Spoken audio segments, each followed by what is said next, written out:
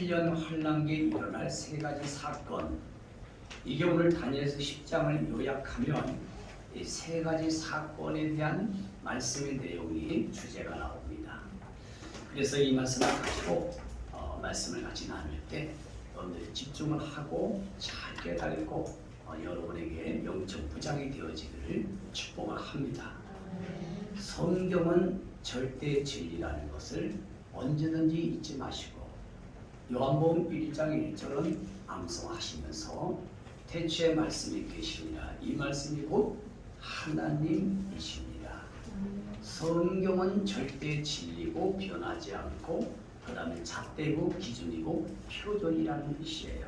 그래서 칸에 카논, 칸에 카논, 캐논, 정경 이렇게 잘 기억하고 있을 거예요. 그래서 세상의 기준을 가지고 또 여러분의 인생의 기준을 가지고 또 세상의 새로운 기준이 많이 만들어지는 포스트 모던이라고 했죠. 이게 마지막 때의 징조의 표적 중에 하나입니다. 그래서 기존 잣대와 표준을 무너뜨리는 일들을 말하는 거예요. 그런데 오늘날 전 세계 많은 사람들은 성경의 절대 진리마저 무너뜨리고 있다는 거죠. 그런데 이것이 강단의 교회에서부터 그런 일이 많이 생기고 있다는 거예요. 특별히 우리 성도님들은 신앙생활하시고 인생을 살 때 절대 진리의 성경을 앞세워야 돼요. 성경을 말을 하셔야 되고 성경을 기준으로 삼지 않으면 그건 사단을 돕는 일이 될 겁니다. 그거는 상처를 주고받아요. 그리고 오해라고 하는 늪에 빠져서 자중질환이 일어나 서로 인생의 파멸로 가게 됩니다. 그래서 순간 눈을 번뜩 뜨시고 성경이냐 아니냐 라고 안경을 쓰시면 100% 해결이 될 겁니다. 그러려면 어떻게 해야 될까요? 성경을 많이 알아야 돼요. 일단 성경을 많이 읽으시고 여러분들의 생각과 마음에 성경 중요한 구절이라도 들어가 있어야 그게 그 순간순간 작동되지 않을까요? 그게 순간순간 여러분들의 생각이 떠오르고 그게 거기에 적용이 되고 거기에 대입이 될 거 아니겠어요? 근데 성경이 중요한 구절도 전혀 생각과 마음에 하나도 없다면 결론은 이제 여러분들이 하나님이 되고 여러분의 것이 나와요. 여러분의 복음이 나오고 여러분의 기준이 나오고 여러분의 안다는 것이 나와서 결국 그것이 마귀에게 빌미로 쓰임받게 되는 거예요. 여러분 겁이지 마시고 시대가 가면 갈수록 주님이 오실 때가 가까워 올수록 그런 일들이 너무 많고 현실이 지금 가고 있어요. 너무 모먼이라고 그러지 않습니까? 그렇게 지금 온 세상이 지금 가고 있는 것을 우리가 경험할 때 우리는 그거에 속지 말고 절대적인 성경을 꼭 붙들어야 될 줄 믿습니다. 자, 오늘 첫 번째 우리가 알아야 될 게 뭐냐면 큰 전쟁에 관한 사건을 우리가 기록되어 있다. 그래서 프린트에 있는 것을 다니엘 117페이지에다가 큰 제목을 여러분들이 시간 내서 써놓으시길 바래요. 자, 10장 1절 위에다가 큰 전쟁에 관한 사건 이렇게 대절을 써놓으십시오. 알아서 오늘은 1절 말씀을 읽어보셨지만 바사는 페르시아를 말하는 겁니다. 이 바사는 한문으로 번역돼서 옳지가 않아요. 페르시아 왕 고레스 3년에 고레스에 대해서는 지난 주일날 잘 들었습니다. 그렇죠? 바로 아스티아게스 왕과 에스더와의 왕비 사이에서 난 난단의 딸의 바로 자녀라는 것.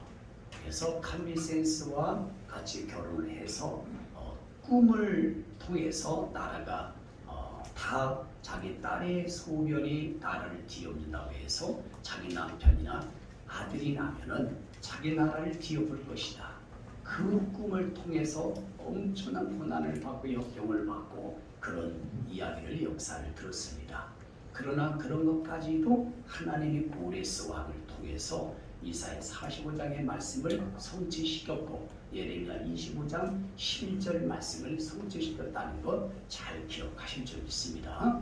이 고레스가 3년이 되던 때에 벨드사살의 이름하는 다니엘이 무엇을 받는가 했더니 큰 전쟁에 관한 것을 알았고 깨달았다. 이렇게 말씀하고 있어요. 참으로 이쁘십니다. 여기 성경을 보시는 모습이.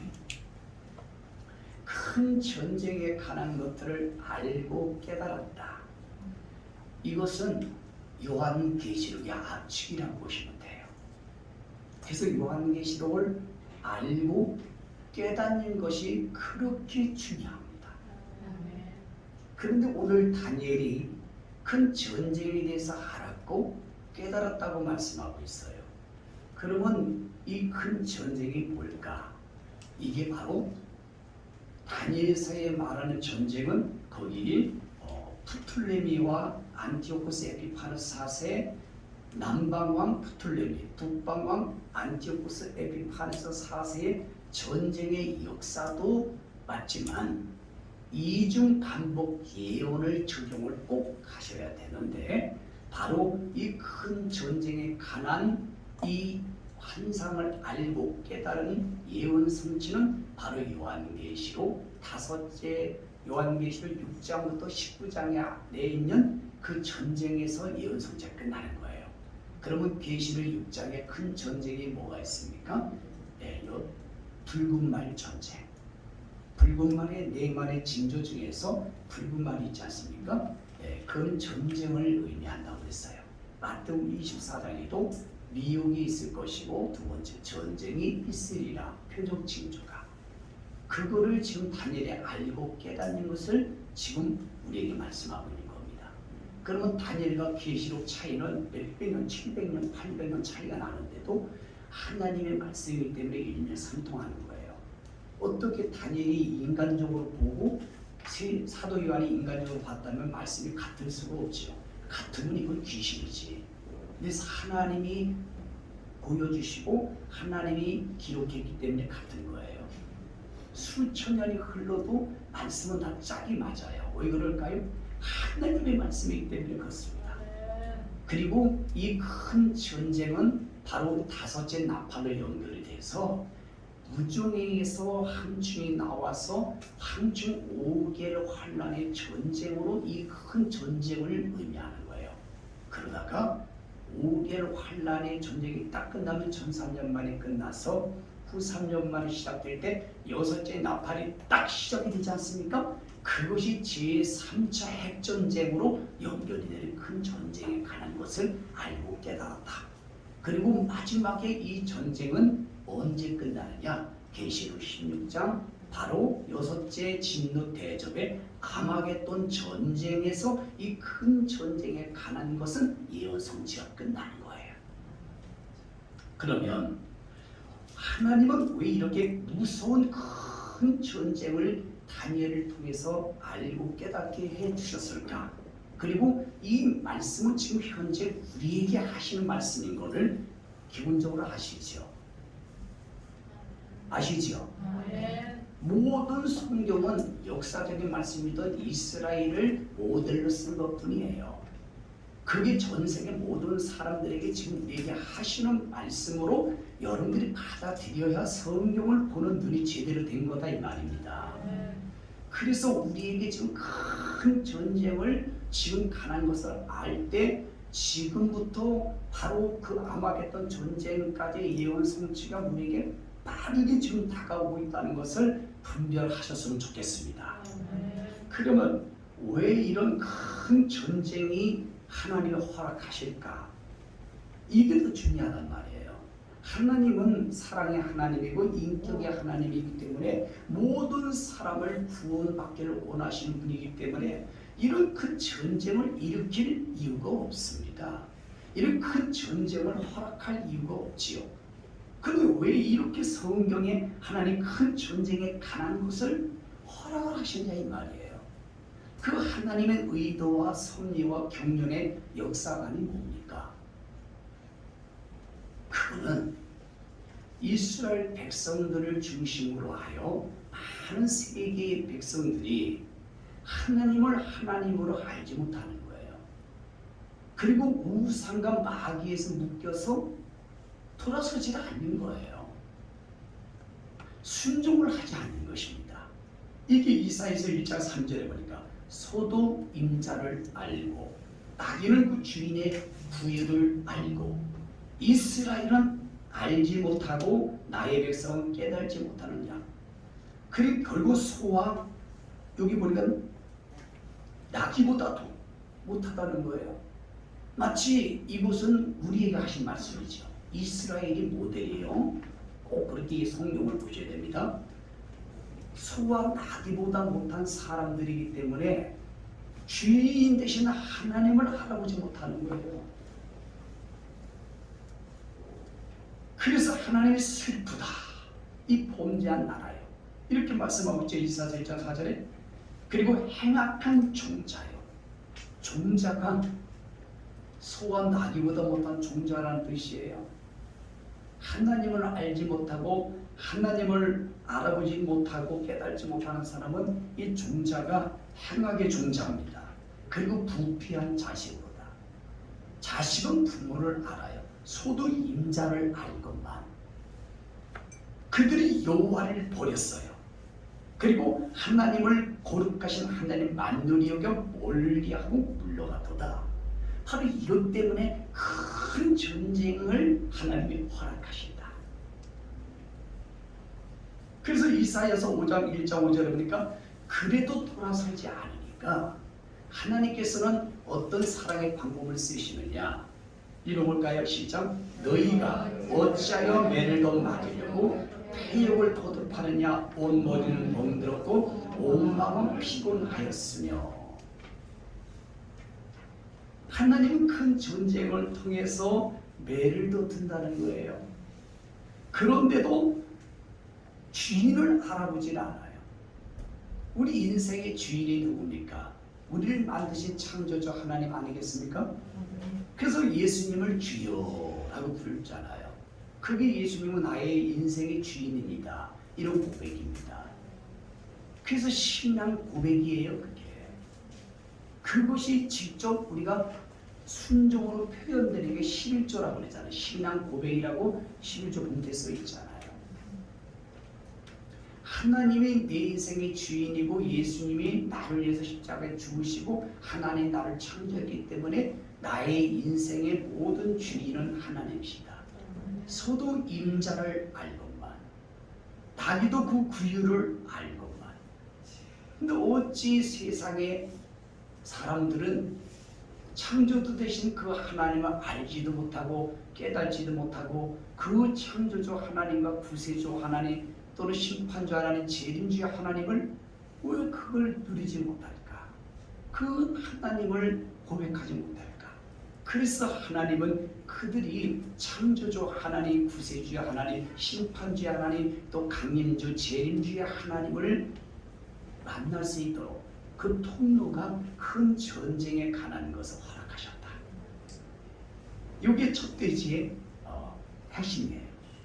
핵심. 그래서 순종을 안 하니까 이사야서 1장 19절에 보니까 너희가 즐겨 순종하면 땅의 아름다운 소산을 먹습니다. 근데 불순종하면 거절하고 배반하면 칼에 삼키우리라. 여호와의 입의 말씀입니다. 그렇게 하나님께 돌아오라고 순종하라고 하는데도 그 세상에 무엇이 그렇게 좋아서 세상의 돈, 명예, 권력, 자기 어떤 철학, 자기 어떤 우상 이런 것 때문에 돌아서지를 못하는 거예요. 하나님께 돌아오는 걸 순종이라고 해요. 하나님께 돌아오지 못하게 만드는 이 마귀의 그 전략과 기술이 불순종하게 만드는 거예요. 창세기 3장부터. 그래서 하나님은 끝까지 우리 사람들을 80억의 모든 사람을 포기할 수가 없기 때문에 오늘 이런 큰 자극 큰 전쟁을 허락하셨다. 결국은 이 전쟁은 하나님의 복음의 사랑이라는 거예요. 우리 계시록 6장을 통하여 붉은말의 전쟁을 마태복음 24장에 예수님도 허락하셨고, 그럼 다섯째 황충이 나와서 이런 정갈 같은 권사로 입맞지 않는 사람을 팍팍 쏘지 않습니까? 그런데 보십시오. 죽지 못하도록 장치를 해놓는 걸 보시려니까 하나님의 억하심정이 있고, 하나님이 여러분 이방 종교의 신들이라면 그런 장치를 하자 확 죽여버리지. 고통을 주고 죽게 만들죠. 근데 하나님은 죽이면 안 되잖아요. 그러면 장치를 해놔요. 죽을 수 없도록. 그리고 핵전쟁을 통해서 유대 민족이 워낙 고집이 세니까 하나님의 핵전쟁을 통하여 적그리스도가 세계를 강력하게 장악하게 만들어서 1대1을 완벽하게 민족 구원을 시키는 거예요. 그러다 보면 마지막에 끝까지 하나님이 재림을 해서 이스라엘 나라를 보호하고 나머지 사람을 구원하려고 하는데, 적그리스도의 편에 서고 적그리스도의 표를 받았던 사람들이 이스라엘을 공격하고 감난산에 올리브산에 주님이 재림하시는 그 주님과의 전쟁을 하려고 하고 있다는 거예요. 그래서 어쩔 수 없이 하나님은 또한 하나님 또 전쟁을 하고자 하는 적그리스도의 군대들을 멸하고 짐승과 고시산자를 산지를 묶어서 이왕불못에 던져서 나머지를 구원을 시킴으로 말미암아 천년 왕국에 들어가게 만들길 원하는 목적이 있다는 것입니다. 우리도 하나님이 여러분 꼭 우리가 하나님께 돌아오고 순종하기를 원하는 거예요. 그러므로 땅의 아름다운 소산을 먹을 수 있다고 하고 있지 않습니까? 들어가도 복을 받고 나가도 복을 받고 무슨 일을 하든지 행복하고 기쁨을 즐겁고, 그러나 네 명철을 의지하지 말라. 너는 범사에 하나님을 인정하라. 그리하면 네 길을 지도하시리라. 너희 경영하는 것을 네가 경영해봐라. 잘 되지. 그 잘 되는 게 속는 거예요, 마귀에게. 그러다가 마귀는 잘 되게 해 모든 일을 쫙 일사천리를 잘 되게 했다가 결국은 다 될 때 무너뜨리게 하는 게 마귀예요. 그때는 소생을 못해. 낙심을 해. 조금 하다가 실패하는 건 다시 재개해. 마귀의 그 속임수가 바로 그거야. 근데 하나님은 초반부터 막아버려. 그게 하나님의 방법과 달라. 사람이 그렇잖아요. 내가 사랑하는 사람이 있으면 그 방법이 틀리거나 그러면 초반에 극구 말려야 안 말려요. 자의식이든 사이든 뭔가를 하려고 할 때 딱 부모가 그 관점을 보고 부모의 시야를 보니까 분명히 제가 가지고 망할 것 같아. 그럼 극구 말려야 안 말려요. 근데 꼴리기 싫은 사람이 막 하려고 해. 근데 여러분들이 보기에 경험이 있어서 저건 틀림없이 망한다. 그러면 가만히 내비둬야 안 내비둬요. 잘 되게끔 내비둬야 안 내비둬요.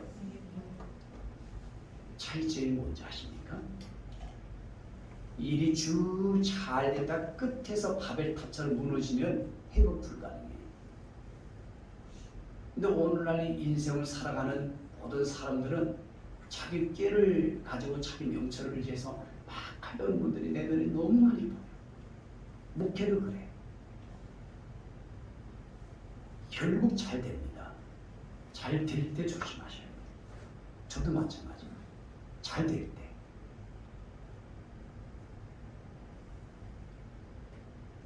자, 이 큰 건쟁에 관한 말씀은 핵심 요약이 됐습니다. 자, 그럼 두 번째 페이지로 한번 가보겠습니다. 티그리스 강에서 주님 만난 사건이에요.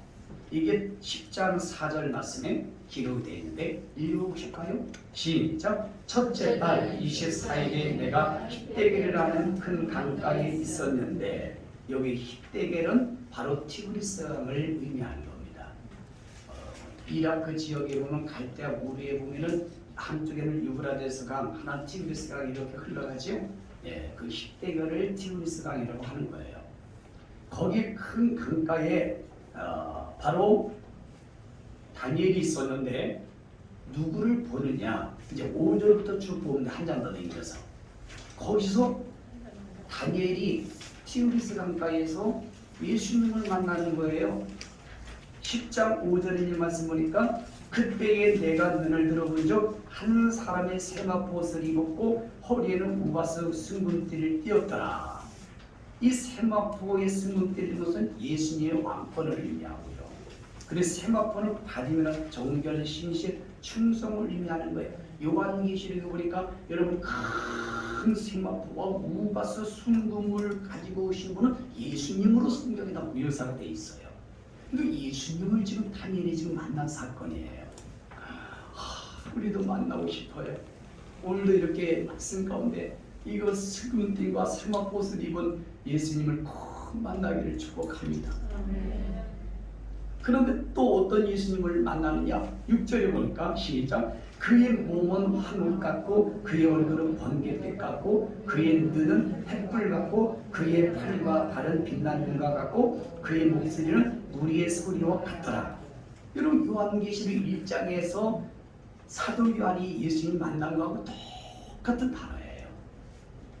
그래서 성경이라는 거예요. 몸이 한옥 같다는 말은 영광 같은 영광의 주님을 말하고 얼굴이 번개빛 같다. 이거는 거기 쭉 나오죠. 번개빛 같다. 그리고 햇불과 이런 능력은 통찰력과 전지 능력을 말하고 그리고 거기 바로 빛난 녹가 이런 거는 전능의 권능을 의미하고 말소리는 뭡니까? 위엄을 말하고 이건 계시록 1장에 우리가 많이 공부한 거예요. 예수님의 속성 예수님의 모습을 다니엘과 세례 요한이 봤던 거하고 일맥상통합니다. 이런 예수님을 지금 본 거예요. 디모스 강에서. 그랬더니 17절에 보니까 다니엘이 자기 홀로 보았대. 나머지는 왜 못 봤을까? 준비가 안 됐지. 여러분들도 다른 사람은 예수님의 이런 모습을 환상 가운데 기도 가운데 다 알고 보는데 나만 못 보네. 그러면 조금 속상하지요. 여기 보세요. 나만 홀로 보았고 그래서 똑같이 말씀을 들어도 똑같이 예배를 드려도 똑같이 성경 공부를 해도 똑같은 사건의 고난을 받아도 이런 예수님을 만나고 본 사람이 있는가 하면 보지 못하는 사람이 있어요. 그런 차이점이 뭘까? 여러분들이 신앙관이라는 데서요. 신앙관에 따라 다른 거예요. 여러분들이 신앙관이 항상 하나님의 섭리와 경륜 역사관을 딱 이렇게 여러분들이 이렇게 지배적으로 그걸 틀을 가지고 있으면 되는데 다시 말하면 영적인 생각으로 틀을 가지면 되는데 또 조금 더 이해를 하면 긍정적인 마인드를 틀을 가지고 되는데 늘상 부정적인 틀 자기만의 어떤 철학이라고 하는 패러다임 그런 자기의 어떤 것이 달라서 그래요. 로마서 8장 1절처럼 매 사이에 어떤 일이 생기든 뭔가 있든 똑같은 말씀을 들어도 언제나 긍정적인 마음과 좋은 생각으로 또는 뭡니까 믿음의 생각으로 말씀의 생각으로 그거를 딱 바라보고 그 소리를 듣고 그거를 접근하고 해석한다면 100% 주님 만나. 근데 똑같이 가다가 다리가 부러졌는데 A라는 사람은 하나님이 살아계시다면 왜 내 다리를 부러뜨리냐? 예배를 잘 드리고 가는데 하나님이 나를 태클 걸어가 다리를 걸어가지고 넘어뜨려가지고 부러뜨리십니까? 다음 주 방학동으로 이사갑니다. 아주 교회 방학을 해요. 그분은 신앙의 사람이 아닌 거예요. 근데 B라는 사람은 아이 그만이라 하나님 감사해. 한쪽 다리는 멀쩡하네. 하나님 감사해. 그래도 다리가 부러져서 감사, 목이 안 부러지고 감사. 그리고 하나님 내가 전도 못해서 깨닫게 해주시니 감사해. 내가 이 발로 많은 사람을 섬기도록 다녀야 되는데 이렇게 뭔가 긍정적으로 자기에게 유익되도록 뭔가 플러스가 되도록 뭔가 영적으로 이렇게 팍팍 만납니다. 이거는 사람의 상태에 따라 다른 거지. 주님은 누구에든 다 만나주길 원해요. 똑같은 말씀을 듣는데도 어떤 사람은 시험이 들어.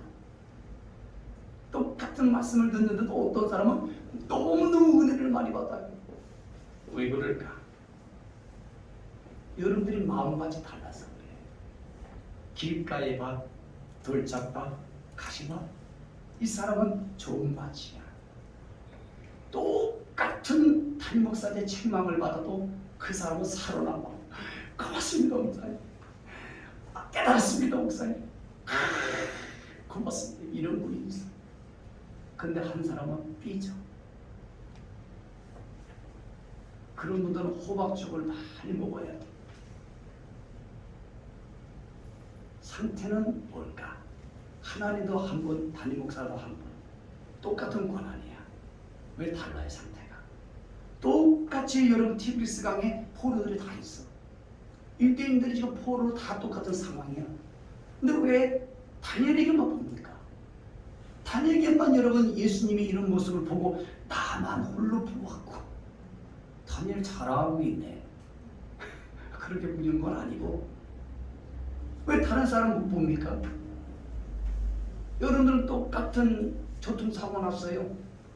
근데 이 사람은 기쁘고 즐겁고 행복하고 더 감사하고, 근데 이 사람은 더 원망불평하고. 왜 그래? 철저히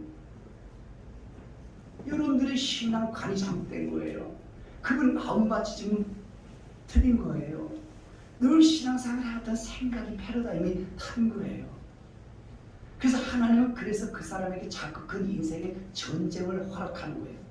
남편을 통해서 전쟁하고, 부인을 통해서 전쟁하고, 자식을 통해서 전쟁하고, 성도끼리 전쟁을 하고, 가장 믿었던 중마고의 친구가 갑자기 전화 와가지고 문자 와가지고 너하고 절도!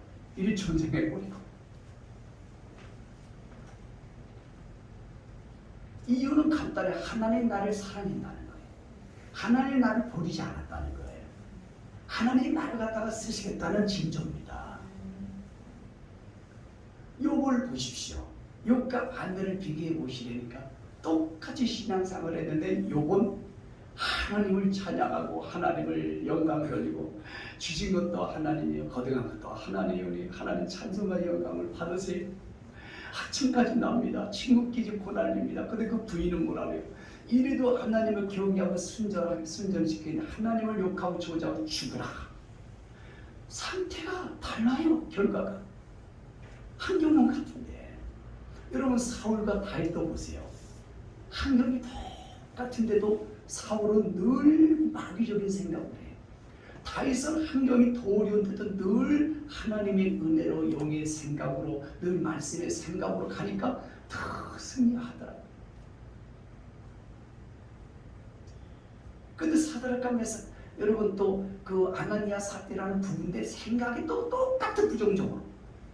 그래서 논밭을 팔아서 하나님 앞에 드린다고 했는데 둘이 생각이 우쩍 같아. 얼마 숨기자. 다 드리기 아깝다. 처음에는 드리려고 고백을 했는데 너무 많으니까 조금 일부를 숨기자.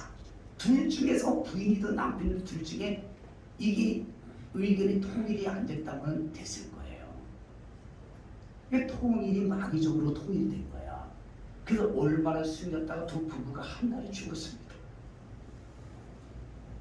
여러분 오늘 주님 만나는 사건 두 번째 이 말씀을 우리 한번 적용해 보자고요.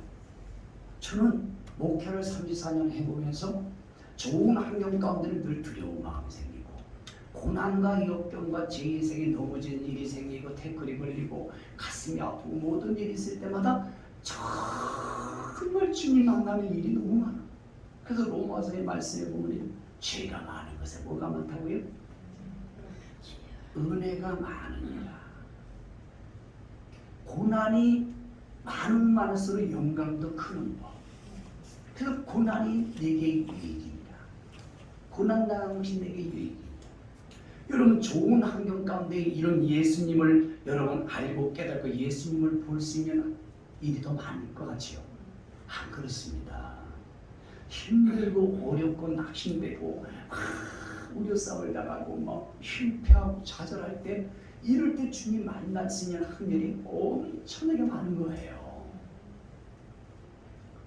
아멘 좀 해보세요. 네. 여러분들이 오늘 이 다니엘이 얼마나 포로로 가서 여러분 힘들겠어요. 마음으로 정치인으로서 아무리 배경이 좋아도 성전이 없지 나라가 없지 얼마나 가슴이 아프고 쓰리겠습니까? 이런 가운데 여러분 이 주님을 홀로 보는 걸 보십시오. 이 영광의 주님, 이 금띠의 세마포 입은 예수님을 보는 걸 보시라니까요. 예수님 만나고 예수님을 깨닫고 예수님을 여러분 느끼면 다 살아납니다. 그 다른 사람은 못 봐. 다른 포로들은. 오늘도 이 말씀 들으면서 어떤 분은 새롭게 막 주님을 막 마음에서 깨달아. 그리고 막 감사가 나와. 이게 고난이 주신 거 너무 고맙구나. 내가 이런 어려움 주신 거 감사하구나. 내가 이렇게 책망받은 거 고맙구나.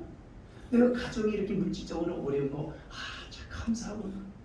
이래서 내 마음이 좀 낮아지고 이래서 좀 겸허해지고 이래서 좀 뭔가 내가 교만하지 않고 너무 고맙구나. 이런 마음이 든단 말이에요.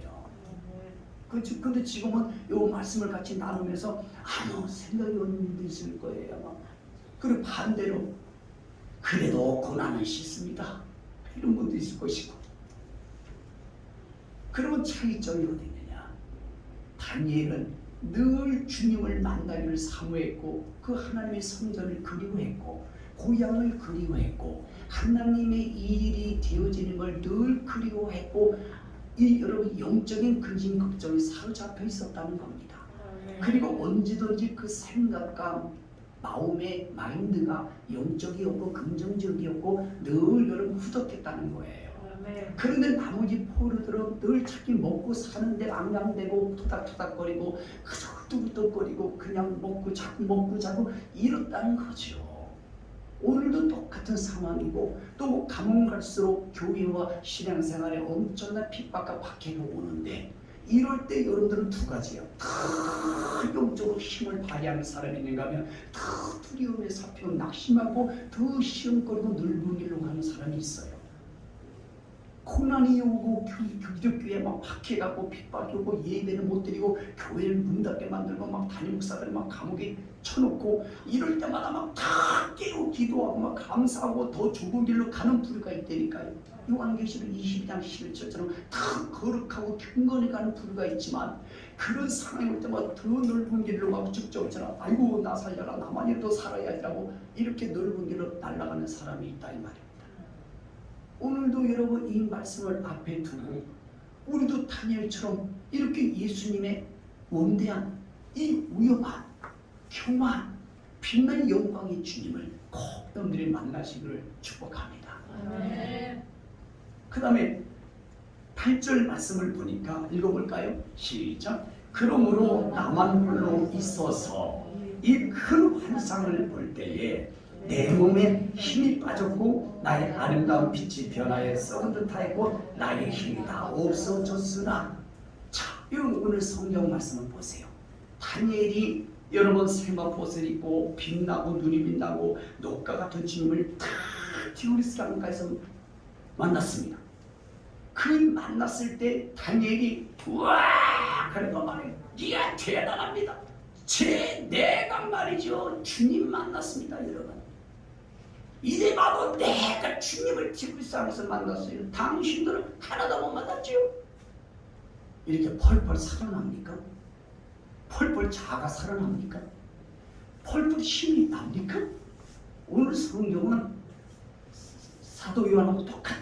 일장에 예수님 만나니까 힘이 쭉 빠지고 죽은 것처럼 엎드렸다고 말씀합니다. 사도 요한도 1장에 예수님을 만나자마자 꼬꾸라졌어요. 사울도 예수님 만나기 전에 8장에 팔댐이 남아 230km 막 다마스커스를 향하여 예수님의 사람을 잡으러 가는데 팔빨대 그 담색에서 빛 대신 예수님을 확 만나가지고 눈이 신명하면서 사울아 사울아 네가 어찌하여 나를 핍박하냐. 죄가 어찌 핍박을 했습니까? 나를 믿는 그리스도인들을 핍박하는 게 나를 핍박하는 것입니다 라고 다 꼬꾸라졌잖아. 이거 교회를 핍박하고 예수님의 성도를 핍박하면 주님을 박해하는 거예요. 그건 지옥 갑니다. 하나님이 그만두지 않아요. 오늘 여기 보십시오. 다니엘 사도 요한을 보시니까 예수님 만나고 은혜를 받고 성경을 알고 계시록을 100번, 200번, 300번 읽은 사람은 자기라고 하는 힘이 빠질 수밖에 없어요. 이게 성경이에요. 자기가 죽어요. 근데 오늘날 목사부터 기도 하면 할수록 살아나요. 성경을 알면 할수록 막 목에다 힘을 줘요. 헌금을 많이 내보낼수록 막 힘을 줘요. 막 기도하고 기적이 일어나고 역사가 나타나고 하늘에 불이 떨어지면 말이야. 막 이만희처럼 안산홍처럼 말이 조유산이처럼 막 그래버리네. 그리고 자기가 신발 타고 사진 딱 찍고 가기 다 걸어놓고.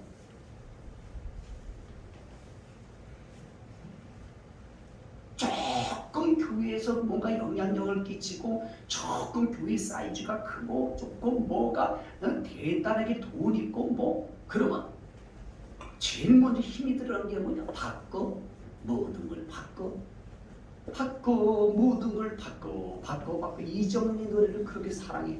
제일 먼저 아주 반응이 그러더구만. 네?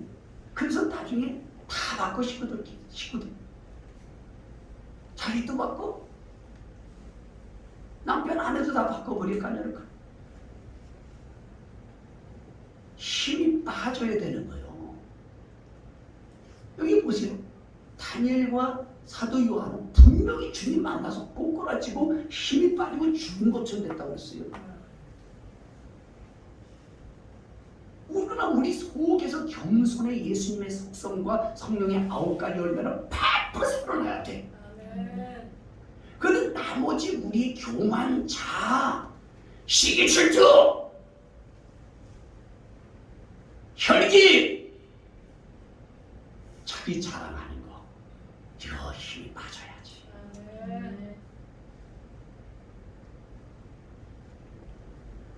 왜 이렇게 힘이 살아나냐? 여기서 만약에 힘이 주님 만나가지고 다니엘이 말이고, 이야, 좋았어! 해서 그러면 주님이 다쳐버려요. 한너벨 야곱을 봐봐. 야곱 그렇게 하나님과의 그 씨름할 때 야곱강가에서 자기 죽이질 않아요. 힘을 떼질 않아요. 한너벨을 탁 부러뜨리잖아. 천사가 목에 힘 빼야 됩니다. 눈에 힘 빼야 됩니다. 말하는 거 힘 좀 빼요. 목을 뻣뻣하게 넣지 말고 눈을 말고 힘을 주지 말고 그러지 말고 말도 말이야. 그냥 자기가 하나님 된 것처럼 대단한 것처럼 말에 팍 내지르고 말이야. 그러지 마. 주님을 만난 거예요. 그건 아직도 은혜가 뭔지 모르고 십자가가 뭔지도 모르고 천국이 뭔지 모르고 남은 천국이 뭔지 모르고 지옥이 뭔지 모르고 예수님이 어떤 분인지 하나님 어떤 분인지 그 관계가 안 깨진 사람이에요. 내가 만약에 그렇다면 나는 주님 동행하라는 거예요. 교만한 목사예요. 근데 여러분들이 담임 목사 지금까지 나와 신앙생활 할 때 내가 힘주는 거 봤어요? 본 사람 손 들어봐.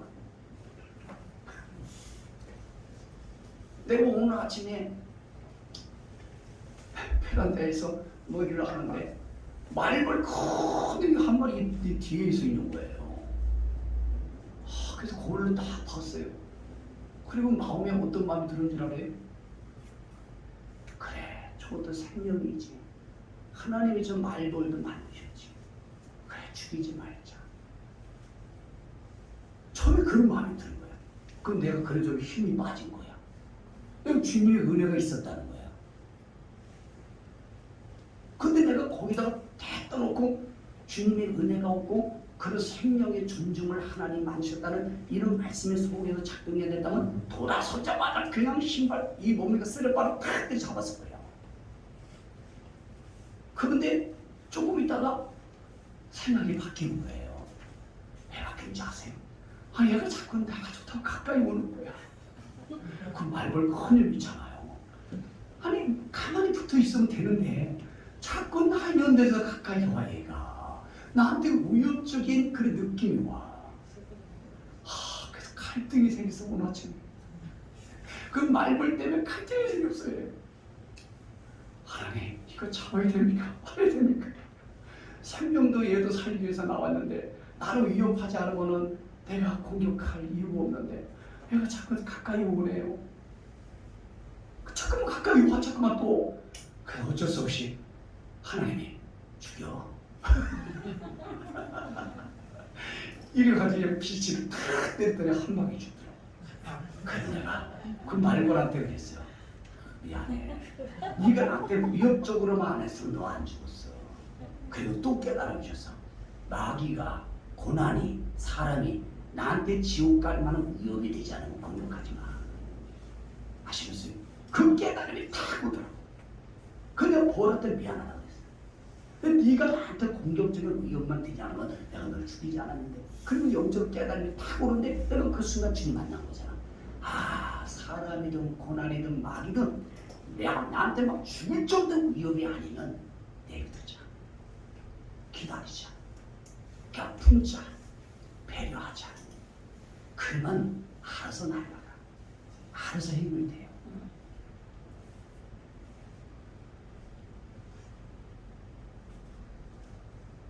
자, 우리 한번 인사합시다. 우리 힘 뺍시다.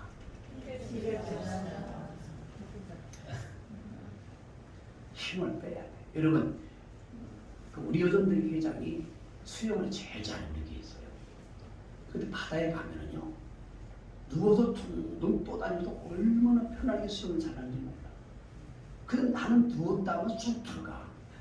그 이유를 물어봤더니 힘을 빼야 된대. 힘을 안 빼면 바다에 수장돼. 힘을 빼니까 저 길이어도 젖은 날씬한 분도 동동 뜨더라고. 그래 늪에 빠졌어. 막 자기 힘을 쓰면 어떻게 되는지 아시죠? 더 빨리 들어가. 그때는 힘을 쭉 빼고 가만히 있어야 돼. 그리고 사람이 물에 빠졌을 때 건져줄 때 어떻게 되는지 알죠? 원리가 그렇습니다. 힘을 쭉 빼고 있어야 돼. 상대가 나를 건지러 올 때. 근데 급하다고 막 힘을 쓰고 막 퍼득대고 오자마자 막팍 껴안지요. 그 힘이 엄청난 거 아시죠? 그럼 같이 죽어요. 그래서 그 힘을 빼기 위해서 건지러 간 사람이 어떻게 하는지 아십니까? 주먹으로 눈을 팍팍 때리는 거예요. 그럼 눈이 머리가 힘을 주는 거죠. 그때는 다 자꾸 나오는 거예요. 영적인 것도 힘이 들어가면 주님을 만난 사람, 세상 사람부터 힘을 빼지 않으면 다 넣은 거죠.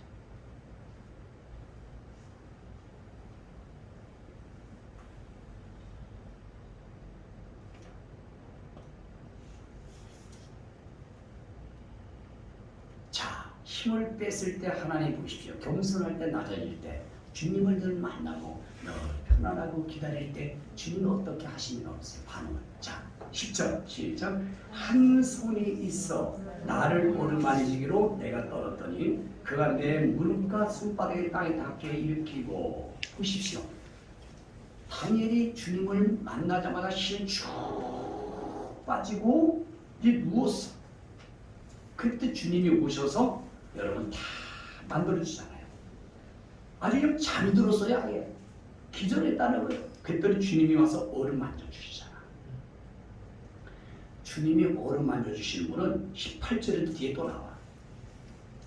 내가 겸손하고 날 드러내지 않고 자랑하지 않고 늘 나를 주님의 은혜로 살아간다고 하는 그런 차 안에서 힘을 쭉 빼고 있으면요, 어느 것이든 어떤 영역이든 주님의 손길이 쭉 다가와서 나를 이렇게 터치해 주십니다. 나를 만져주셔요. 그리고 나를 회복시켜 주시는 거예요. 근데 내 힘이 들어가 있으면 절대 주님이 만져주시지 않아요. 오늘 성경이 아닙니까? 이 원리잖아요.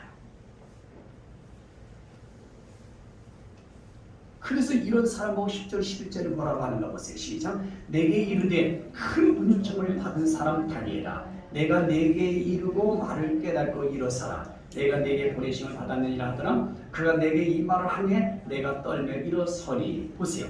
큰 은총을 받은 다니엘아, 오직 너 하나님의 사람아, 힘을 뺄 때, 주님 만난 사람, 은혜 받은 사람은 다 자기 힘을 뺍니다. 느부갓네살처럼 힘을 가져놔요. 여러분, 지금 시대는 라오디게아의 3장 18절 말씀이 대단히 중요한데, 불을 연다는 금 같은 믿음을 우리가 사야지 절대 쓰러지지 않고 주님 만나고 그 다음에 이 힘을 뺄 수 있어요. 그리고 흰옷을 사야 되고 안양을 사서 눈에 발라봐야 돼.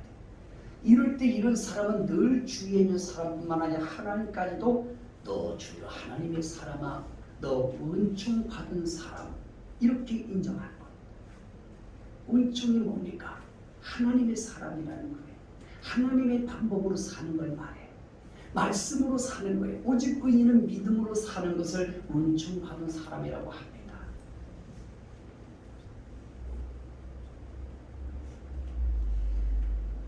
그랬을 때의 12절 말씀 보니까 하나님이 또 뭐라 그러냐면 다니엘아 두려워하지 말라. 바로 이런 말씀이 떨어지잖아요. 네가 그렇게 깨달으려고 스스로 경배하고 결심할 때 내 말이 응답받았다. 내 말로 말미암아 내가 왔다. 이렇게 중요하시잖아요. 예? 오늘 여러분 두 번째 대지에서는요 바로 그거예요.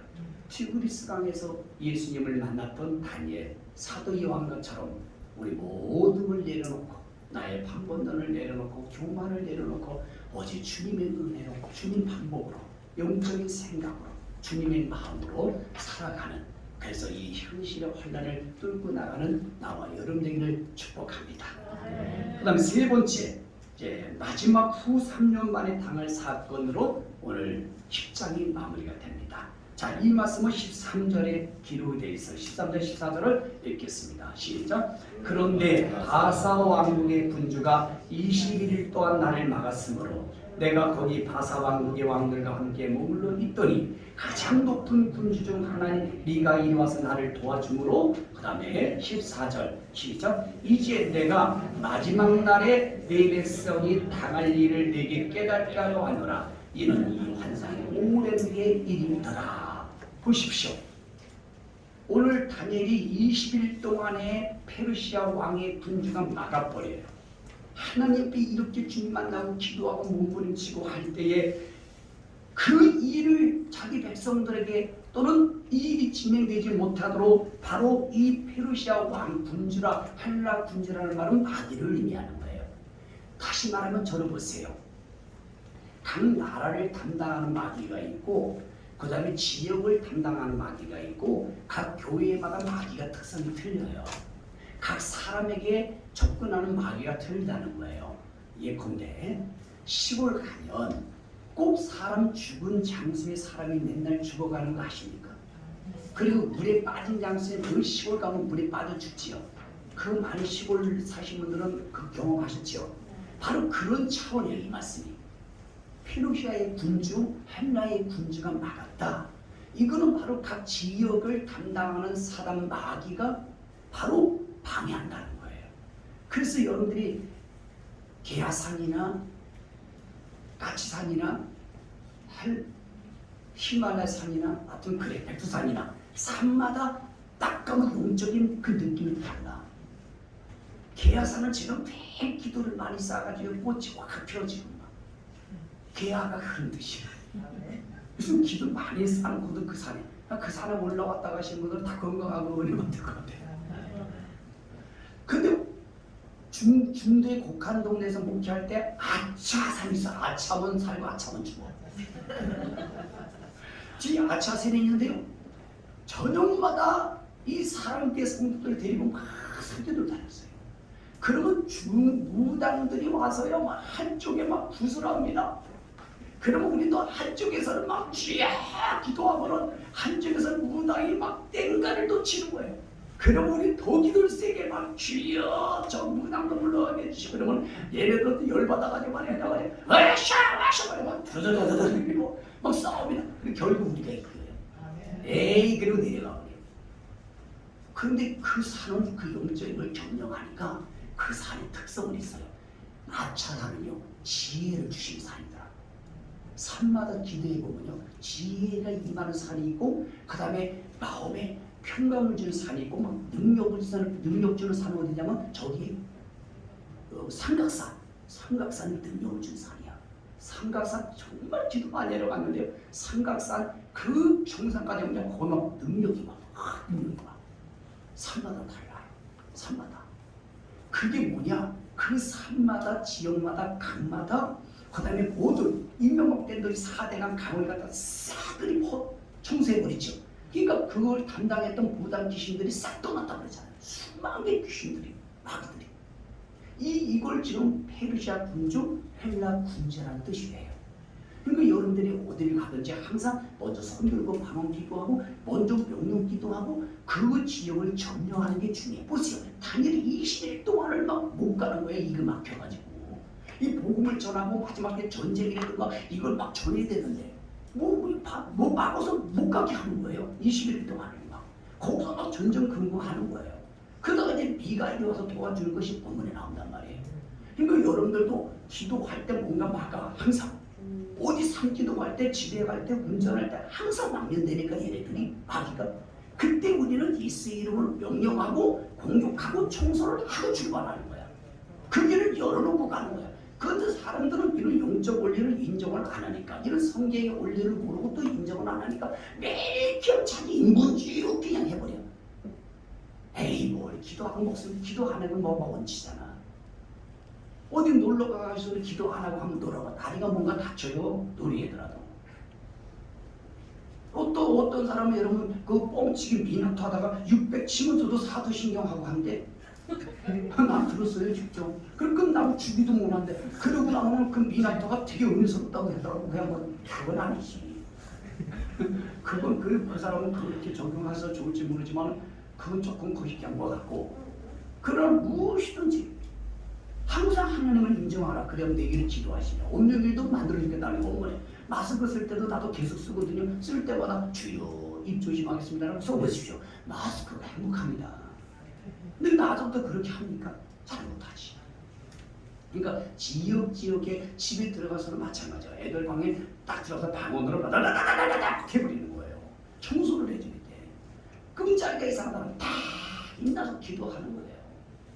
뭔가 내 생각에 불안이 주고 부정적인 생각이 있고 말이야, 뭔가 안 좋은 생각이 들면 즉시 명령하는 거예요. 예수 이름으로 잡고서 떠나갈지어다. 예수 이름으로 떠나갈지어다. 이게 중요합니다. 왜냐하면 얘가 막고 있거든 항상. 오늘 본문에서는 여러 성경에는 또 그런 방법이 많지만, 그래서 그 21일 동안을 전전긍긍하다가 다니엘도 못 이겨서, 다니엘도 못 이기니까 우리도 못 이길 수 있다는 거. 그럼 못 이기면 또 미가엘이 와요. 또 여러 가지 천사가 도와준다니까. 또 누군가가 여러분들 기도해주고 있어요. 또 못 이기고 낙심하고 쓰러지고 실패했다고 좌절하면 안 돼 우리는. 자, 그랬더니 그게 뭐냐면 마지막 날에 당할 일을 깨닫잖아요. 마지막 날에 당할 일. 이게 뭐겠어요? 후산녀만 대환란이잖아요. 그런데 이 미가엘이 와서 다 도와주는 거예요. 자, 보세요. 미가엘이 와서 도와주는 거를 한번 성경에 한번 보십시다. 213절 말씀 읽었죠? 보세요. 군주 중 하나인 미가엘이 와서 나를 도와주므로. 그런데 계시록 12장 7절 8절에 보니까 여러분 일뱀 사람 마귀라도 반갑 끼는 자라는 것은 하늘의 영적 전쟁에서 누가 싸워요? 미가엘이 와서 싸우잖아요. 미가엘이. 그렇죠. 그러면 여기 제 책에 보니까 120페이지, 119페이지에 보니까 천사들의 모습이란데, 유대 랍비들이 알고 있는 천사, 우리가 알고 있는 천사는 보통 4개, 5개밖에 안 돼요 성경에. 근데 유대 랍비들이 알고 있는 천사들은 되게 많아. 왜냐하면 천사들의 이름이 다 있는데 우리가 성경에 조금 기록돼서 그래요. 왜냐하면 천사가 얼마나 많겠어요, 그죠? 그대로 천사들이 다 이름이 있다는 거. 근데 우리가 몰랄 뿐이지. 자, 그러면 첫 번째 천사가 뭐냐면 미가엘. 미가는 미가서와 비슷한 뜻이에요. 이게 누가 하나님과 같은가? 이건 미가엘은 이스라엘을 담당하고 후 3년만 때 이스라엘을 돕는 천사들이에요. 아셨죠? 계시록 12장 보면 알 수 있잖아요. 그리고 가브리엘은 여러분들 알다시피 세례 요한인데 예수님 소식을 전하는 거. 그러니까 여러분들에게도 지금 군사적으로 도와주는 게 미가엘이에요. 이스라엘만 또 도와주는 건 아닌 거 아시죠? 대표성입니다. 그 다음에 가브리엘 천사가 여러분들에게 좋은 소식을 전해줄 때마다 가브리엘 천사가 눈에 보이지 않지만 히브리서 1장 14절 보니까 우리를 돕는 자예요. 이 천사는 우리를 돕는 천사라고 했어요. 자, 그 다음에 루시엘은 뭡니까? 찬양을 주관하는 거예요. 근데 이게 루시퍼를 만들었어. 그러니까 찬양을 못하게 하고 찬양 가운데 주님 못 만나게 하는 건 이 루시엘의 루시퍼들의 영들이에요. 그리고 막 찬양이 즐겁고 찬양이 은혜가 되죠. 이거 뭐 대단한 거죠. 그 다음 네 번째 라파엘, 인간의 영혼을 주관하는 천사라고 그래요. 그리고 다섯 번째가 아자젤이 다섯 번째가 되는데 아홉 번째가 있어요. 이 아자젤이 뭐냐면 감시하는 천사예요.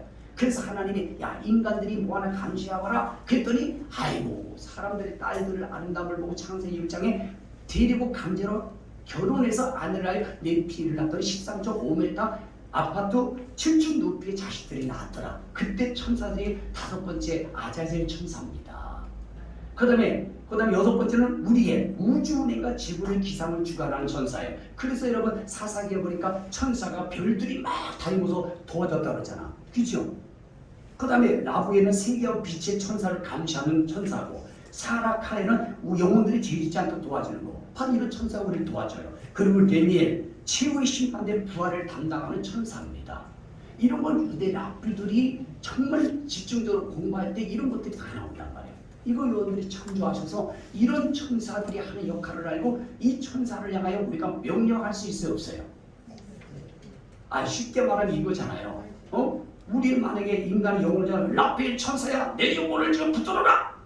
가브리엘 천사야 오늘 누굴 만나는데 좋은 소식이 있도록 내게 전하라. 이런 명령할 수 있어요, 없어요? 있어요. 천사보다 우리가 위입니다. 천사를 숭배하는 사람은 바보 중에 바보예요. 천사 숭배하는 사람이 얼마나 많아. 천사는 우리 밑에 종이에요, 종. 이해가 되시죠? 어떻게 종을 숭배합니까? 그래서 마지막 후 3년 만에 당할 일들을 지금 기록한 겁니다. 이게 그러면은 13절 14절 보니까 그런 말씀이 이제 나왔어요. 그래서 마지막 후 3년 만에 일어날 일들을 지금 우리에게 보여주는데 여러분들이 잘 알다시피 이 후 3년 만에 일어날 일들은 뭐겠습니까? 예레미야 3장 7절의 말처럼 야곱의 환난을 통하여 대환난에 들어가서 바로 이스라엘들을 고통을 주고 대환난의 고통을 적군을 세워서 고통을 줘서 이스라엘 민족을 구원시키는 게 목적입니다.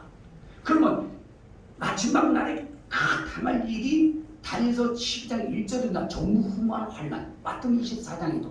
그런데 이후 3년 반 짐승들을 가지고 적군을 세워서 뭡니까? 한쪽에는 용이고 한쪽에는 인간이라는 적그들을 세워가지고 전무한 환난과 고난을 주실 일을 지금 알리려고 하는 거예요. 이걸 지금 우리가 말씀하는데 이게 지금 우리를 향하여 많이 좀 다가오고 있지 않습니까? 그러면 왜 이런 환난에 들어가야 됩니까? 왜 후 3년만까지 가야 되냐 이 말이에요. 우리는 휴거가 되면 되고 그 안에 죽어서 부활하여 나무천국 가면 되는 것이고, 그리고 하나의 예비처럼 마지막에 방주고 카타콤의 고센 땅이 수발 땅인데 이런 복음이 구원받을 수 있는 길을 다 주님이 준비하셨는데 끝까지 고집을 버리고 힘을 빼지 않고 왕 고집을 가지고 세상이 좋아서 여기 들어간 비유예요. 그런데 다니엘이 이것 때문에 얼마나 또 힘이 빠지고 근심하고 막 아주 전전긍긍하고 막 호흡이 남지 않았더라 17절까지 이렇게 말해요. 얼마나 후 3년 만에 대환난이 얼마나 극심한지를 여기서 또 말씀하고 있는 거예요. 그러니까 주님이 전무한 환난이라고 하면 후 3년 만, 전 3년 만은 환난이 대환난이 아니에요. 그럼 여기 들어간 사람들은 이유가 뭐냐? 푸른띠 말씀 지금부터 자기 구원, 큰 구원을 등한시 여긴 사람들이 들어가는 거예요. 예? 그리고 무법한 자들은 미혹이 이끌려 굳센 떨어져서 그래요. 자기의 큰 구원이라다 앞으로 일어날 예언사라든가 이런 거를 아주 소중히 여기지 않는 거예요. 그냥 뭐 되는 대로 신앙생활하고 말이야. 되는 대로 교회 가서 신앙생활하고. 오늘도 여러분 여러분들이 여기까지 오시기까지는 정말 믿음으로 막 이렇게 달려오고 내 영혼을 심으면 안 되겠다. 예? 저 어르신도 오늘 사모가 전화하는데 집에 가만히 있으면 안 되겠대. 그래서 오늘 와야 된다고 했대요. 이런 게 내 영혼의 구원을 등한시 여기지 않는 거예요. 초신자라도. 예? 그런데 이런 자기 영혼의 등한시 여기는 사람은요 인본주의로 혼합주의로 타협주의가 하는데 주님이 오신다고 그러면 그냥 이게 피피 웃어버리고 농담하고 뭐 적그리도 세상 달려오고 막 손치된다라면 아이고 시한부 정도는 비슷하네 이래 버리고 또 뭡니까 세상 나라가라면 다 방법으로 말해 교회를 끌어모으려고 하고 막 이야 여러분 이런 목사 장로 집사 권사들이 얼마나 많아. 이런 사람들의 대부 후상력만 들어가. 자기 구원 구원을 등한시 여기는 거예요. 모두 집중하고 올인하는 것들이 그런데 신경을 안 써. 그냥 타성에 젖어서 그러고 자기는 휴거되고 알고기라고 하고 좁은 길로 가고 있다. 아니에요. 성경을 보셔야 돼요. 성경을 보고 거울로 보셔야 자기 신앙을 점검할 수 있지 않습니까? 그게 계시록 2장 3장인 것입니다. 대표성으로 착각하는 분이 되게 힘든 거예요. 그거는 착각하면 안 돼요. 네? 그래서 다니엘이 얼마나 힘든가 하면 세상에 막 호흡이 남지 않았다 17절에 그리고 또 주님을 또 만나 사람 같은 모양 같은 하나가 나를 만지니까 호흡이 끊어질 만하니까 주님이 와서 만져주죠. 그죠? 그리고 또 주님이 또 19절에 흡입증을 받은 사람이요. 그리고 또 힘을 주셔요. 그리고 마지막에 20절 21절에 끝난 게 뭐냐? 헬라 군주 또 바사 군주가 싸운다. 그리고 미가엘이 와서 대항해 줄 것은 미가엘밖에 없다 라고 본문이 끝나는 겁니다. 자, 그래서 오늘 다니엘서 10장은 세 가지의 사건의 내용으로 요약이 되어 있어서 이 말씀을 또 듣고 여러분 것으로 만들어서 이 시대에 꼭 영적 전쟁뿐만 아니라 여러분들이 주님을 매일같이 삶 가운데 의욕에서 만나는 그런 행복한 여러분이 되기를 주님의 이름으로 축원합니다.